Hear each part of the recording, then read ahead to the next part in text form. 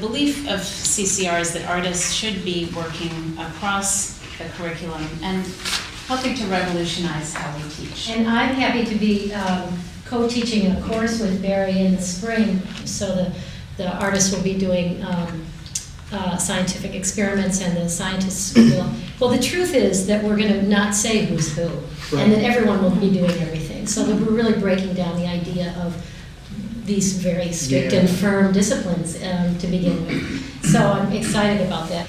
So I'm continually interested in the history of place and the embedded history of place and who has whose voice is there. And issues of consumption, but also memory, the detritus of generations past, and then issues around kind of the generations to come.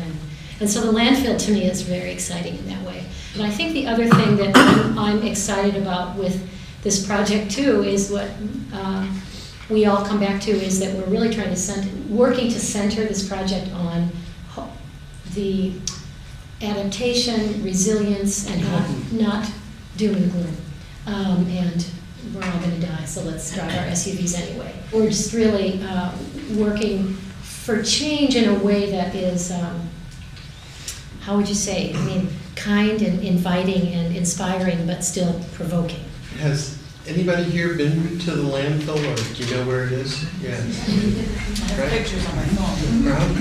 Yeah, and it's essentially, it used to be the old dump at the end, in the north end peninsula, which used to be a floodplain, and now rises some 100 feet above the two rivers which join them.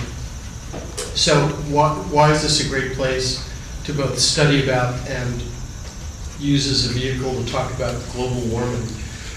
Everything that was placed in that landfill used energy resources to construct in one way or another. And therefore, the contents of that landfill, rising 100 feet, filled with refuse of our society, that talks about social responsibility, that talks about our habits over time.